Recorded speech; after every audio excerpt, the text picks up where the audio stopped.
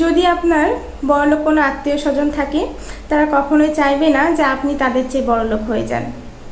তারা এই দোয়াটা করবে বা এটা সবসময় চাইবে যে আপনি ভালো কিছু করেন, সুখে থাকেন, শান্তিতে থাকেন, কিন্তু তারা এটা চাইবে না যে আপনি তার চেয়ে ভালো থাকেন। তারা এই দোয়াটা করবে যে তুমি তোমার ছেলে মেয়েকে ভালো স্কুলে পড়াও, ভালো জায়গায় নিয়ে যাও, ভালো কিছু করুক জীবনে, কিন্তু তারা কিন্তু এইটা কখনোই চাইবে না যে তাদের চেয়ে ভালো কিছু হোক, ভালো স্কুলে পড়ুক বা জীবনে ভালো কোনো পজিশনে আসুক। ধরুন আপনার ছেলে মেয়ে বড় হলো, চাকরি করলো, চাকরিটাও সেই ক্ষেত্রে তাদের চেয়ে বড় কিছু করা যাবে না, তাদের চেয়ে সবসময় নিচু নিচু কিছু করতে হবে। ধরুন বিয়ের ক্ষেত্রেও তাই, তার ছেলে বা মেয়ের ভালো কোনো ফ্যামিলিতে বিয়ে হলো, আপনার ছেলে মেয়ের তার চাইতে নিচু ফ্যামিলিতে বিয়ে হতে হবে, ভালো কোনো ফ্যামিলিতে যাওয়া যাবে না।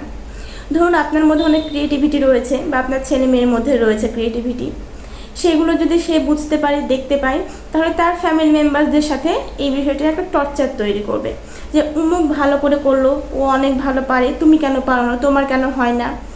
এই যে এইসব মেন্টালি যে প্রেশারগুলো দেওয়া হয়, যারা এইসব আত্মীয় স্বজনরা করে তারা আসলে মানসিকভাবে অসুস্থ।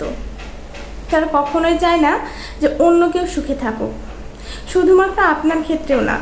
তারা দেখবে আশেপাশে তাদের যদি কোনো নেইবার থাকে, তাদের মধ্যেও যদি এরকম কোনো সম্পর্ক থাকে, তারা তার চাইতে ভালো করছে, ভালো কোনো জায়গায় চলে গেছে, সেই ক্ষেত্রেও একই কাজ করবে।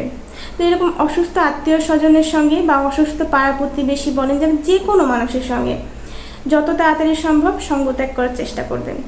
যারা জেলাস ফিল করে, যারা যে কোনো কাজ নিয়ে সবসময়ের জন্য সন্তুষ্ট থাকতে পারে না, সবসময় মনের মধ্যে একটা হিংসা রাখে, সেই সব মানুষের সাথে আপনি যত চলবেন আপনার মধ্যে তত বেশি নেগেটিভিটি ছড়াবে। তার চেয়ে বরং তাদের সঙ্গ ত্যাগ করে চলুন, নিজের মতো ভালো থাকুন, দেখবেন আপনার জীবনে যাই হোক না কেন অশান্তিটা থাকবে না।